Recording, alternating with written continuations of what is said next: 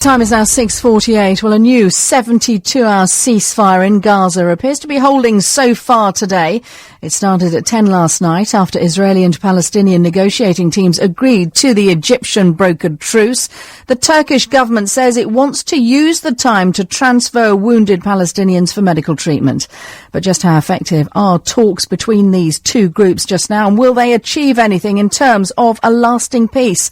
Well, joining me now, Hannah Weisfeld, who's director of the pro-Israeli group Yachad, and also Ben Soffer, who's from the Palestine Solidarity Campaign. I'll say good morning to you both, but let's start with you, Hannah.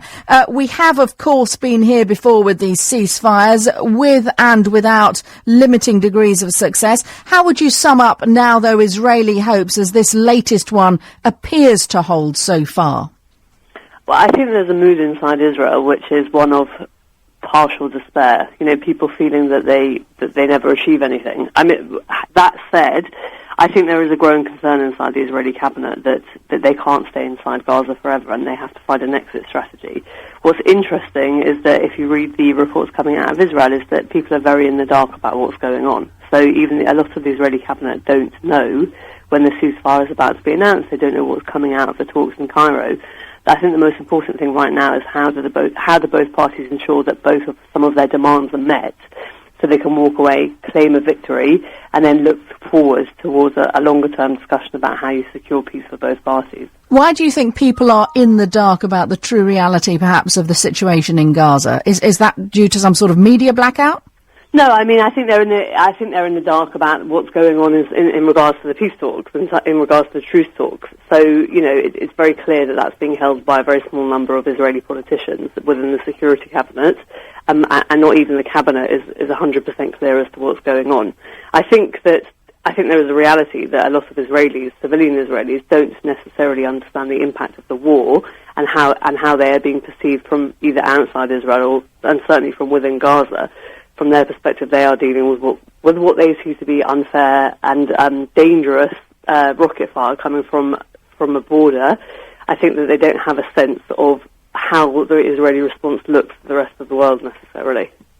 Ben, the will of the world surely wants this truce to last, and yet in the past we know Israel has blamed Hamas for breaking it, for launching those rocket attacks while there's a truce going on, particularly, as Hannah said, for limiting the opportunity to get displaced civilians and the injured to safety and help during those windows of opportunity. Is there a sense their mood is changing at all over it?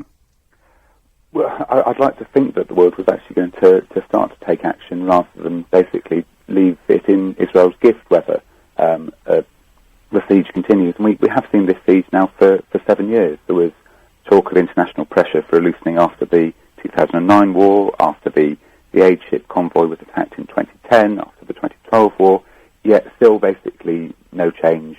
The people can't move in, people can't move out. Goods, humanitarian goods, it's very difficult to get in.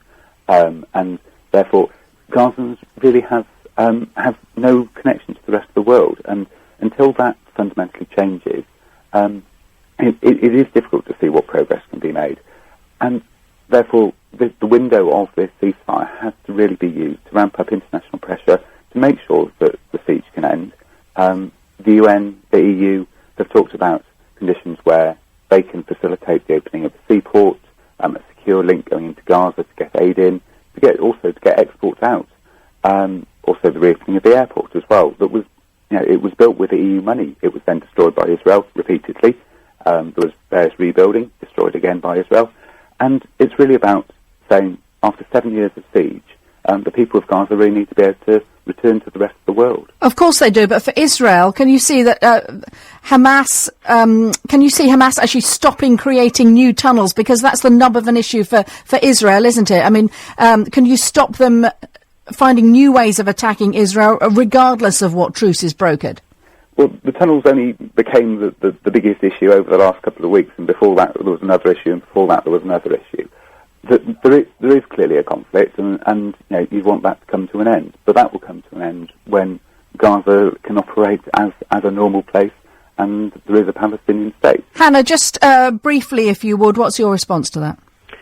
I think Ben is right, that unless there is unless there is an end to this conflict in which both parties' core demands are met, then we're not going to see this truce work. That said, I think there are two core demands. I think there is a core demand from the Palestinian people that the people of Gaza have a standard of living which is acceptable, and that their borders can be in some way open so they have access to the outside world. At the same time, Israel has a core demand which it is entitled to, which is security and safety for its citizens. Both parties have got to have those demands met for this ceasefire to have any sort of long-term future or prospect. Hannah, on that note, many thanks to you and also to Ben Soffer there. Now, a group of MPs claims